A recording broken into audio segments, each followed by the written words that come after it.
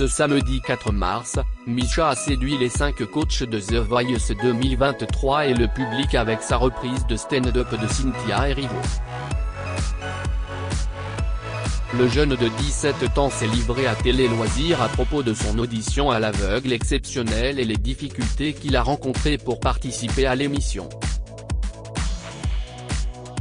Misha, jeune Guyanais de 17 ans, a conquis les coachs et le public avec sa reprise de stand-up de Cynthia Erivo, mais également son père qui s'est écroulé à cause de l'émotion pendant sa performance. Ce samedi 4 mars, à l'occasion de la diffusion du deuxième épisode des auditions à l'aveugle de The Voice 2023, il s'est démarqué des autres candidats en proposant une prestation engagée contre le racisme, un combat qui lui tient énormément à cœur. Misha a finalement décidé d'intégrer l'équipe d'Amel Bent, un choix déjà mûrement réfléchi. Je regarde The Voice depuis plus de 5 ans Télé Loisirs, que s'est-il passé exactement avec votre père en coulisses? Est-ce que votre père s'est remis de ses émotions depuis votre passage? Misha, il ne voulait pas qu'il montre ça. Moi non plus, je ne sais pas, ce qui lui est arrivé, note de la rédaction. On est venu me dire après qu'il s'était effondré, je ne sais pas quoi. Si je le savais, on me l'avait déjà dit, mais je n'ai rien vu par rapport à ça. Il m'a juste dit qu'il était tellement dans l'émotion que voilà. Je ne m'attendais pas du tout à ça. Qu'est-ce que vos proches ont pensé en apprenant votre participation à The Voice? Ils sont très fiers. Mes parents le savaient, toute ma famille le savait, sauf mes cousins, ils ne savent pas encore. C'était votre rêve de participer à l'émission? Est-ce que certains candidats vous ont motivé à vous inscrire aux auditions? C'était mon rêve depuis longtemps. Je regarde The Voice depuis plus de 5 ans. En tout premier lieu, il y a eu Lisandro Pucci, puis après Abby, ce sont les deux qui m'ont marqué. Pendant votre magnéto, vous disiez que vous venez de très loin, et que ça a été difficile d'arriver jusqu'ici. Est-ce que vous pouvez nous en dire davantage? Quand je dis que ça n'a pas été facile d'arriver jusqu'ici, c'est que voilà, financièrement ce n'est pas incroyable. Pour les auditions à l'aveugle, il a fallu gérer les billets d'avion, et ça a été un peu compliqué. On a dû faire des petits sacrifices. Et je suis là maintenant. J'avais ouvert une cagnotte pour récolter un peu d'argent. J'ai fait une cagnotte, mais je ne l'ai pas trop partagée non plus parce que je voulais un peu de confidentialité. Je l'ai partagée avec des gens assez proches. C'était logique que j'aille avec Amel Bent. Pourquoi avez-vous choisi de chanter stand-up de Cynthia Erivo à l'audition à l'aveugle? Qu'est-ce que cette chanson représente pour vous? Vous avez bouleversé Amel Bent avec ce choix de chanson. C'est assez simple. Il faut savoir que je suis contre le racisme. Bien sûr que je suis contre le racisme. Du coup, lorsque je vois, ce qu'on va dire mon peuple, se faire autant malmener, je pense que ça ne devrait pas être comme ça. Je me dis que chanter cette chanson est idéal, déjà pour la visibilité, et pour ceux qui m'écoutent chanter, qu'ils comprennent le message.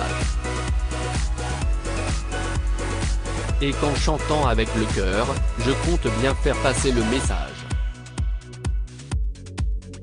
Aviez-vous déjà une idée du coach que vous alliez choisir ou avez-vous décidé sur le moment?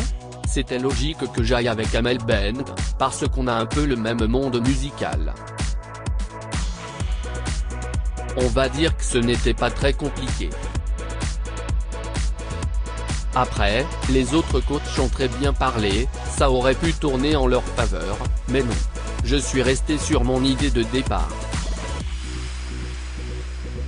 Qu'avez-vous ressenti lorsque les 4 coachs se sont retournés? Vous attendiez-vous à cela? Alors, rire, à la base, j'avais les yeux fermés pendant que je chantais, et quand j'ai ouvert les yeux, j'ai vu que les coachs s'étaient retournés. Et à cause de ça, j'ai fait une fausse note. Vraiment, c'est tout ce que je retiens, cette fausse note-là, je la retiens. J'espère qu'on ne va pas l'entendre à la télévision. Je n'ai pas laissé transparaître beaucoup de choses quand j'ai chanté, mais dans ma tête ça faisait boum boum boum. C'était le feu d'artifice. C'était encore plus magique de voir également le public debout après votre performance. Ça m'a beaucoup touché, ça m'a fait plaisir. C'était un moment très magique, ça ne s'oublie pas. J'ai le baccalauréat blanc dans quelques jours. Dans quel état d'esprit étiez-vous avant de commencer votre performance? Il faut savoir que je suis quelqu'un de très sociable. Quand je suis arrivé devant les autres, on a beaucoup rigolé, on a beaucoup parlé. Du coup, j'étais assez relax. Relax ne veut pas dire serein et trop confiant, j'étais dans l'état d'esprit, je suis venu faire quelque chose, je vais faire ce que j'ai à faire et ça passe ou ça casse. Tes camarades de classe sont-ils au courant de ta participation au programme? Vous appréhendez de retourner au lycée après la diffusion? La déléguée de classe est la seule qui est au courant, et 2 ou 3 professeurs. Je dois bien y retourner, j'ai le baccalauréat blanc dans quelques jours. Le pire, c'est que ça tombe le jour de mon anniversaire. Est-ce difficile de préparer votre baccalauréat et en même temps de participer à The Voice? C'est trop compliqué, rire. Je voulais faire genre ouais ça va, je gère, mais non, c'est trop compliqué. Je pensais que quand j'allais revenir, en Guyane, note de la rédaction, ça allait être dur 1 semaine, 2 semaines, mais c'est vraiment dur de se consacrer à ça.